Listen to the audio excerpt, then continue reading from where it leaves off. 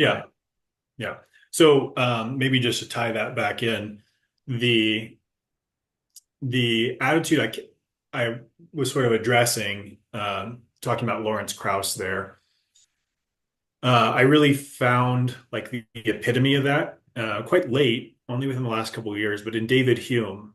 Basically, he rejected he has a really compelling and well done essay on miracles, and I quote it in the book, and I think he has the last intellectual word on it to be sure, and he's totally right. Like it's more likely that someone's lying to you than that a miracle occurred in terms of evaluating it from a skeptical point of view, for sure, 100%.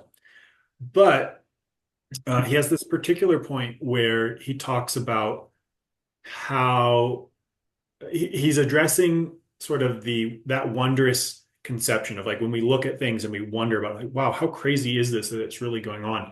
And people would point to that stuff in the natural world. And so the argument he addresses is talking about how an acorn grows into a tree.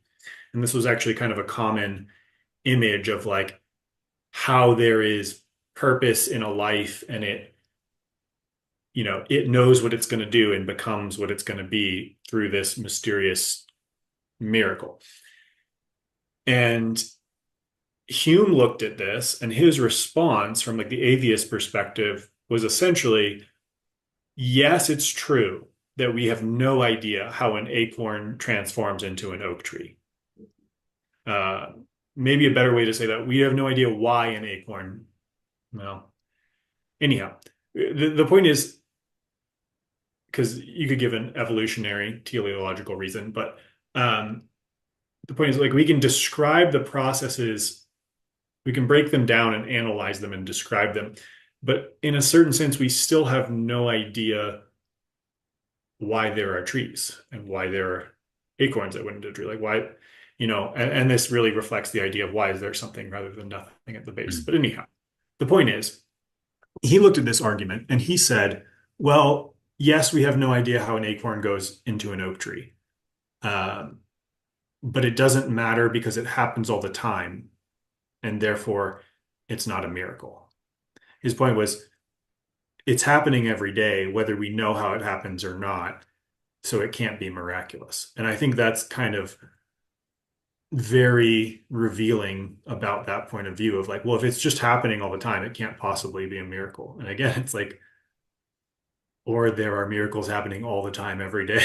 Like, It's like it's yeah, like somebody if let's say you've been breathing your whole life and all of a sudden you right, stop breathing for 3 minutes and somebody revives you and brings you back and you start breathing again.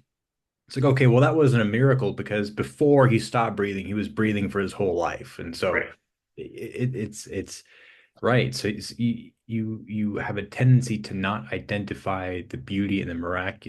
miraculous nature of life because it's unfolding before you. It's like we were Mhm. saying, every moment. But because you can break down moments in a measurement of time, and you can say, oh wow, I have a lot of moments. Therefore, because there's so many of them, they're unimportant. Right.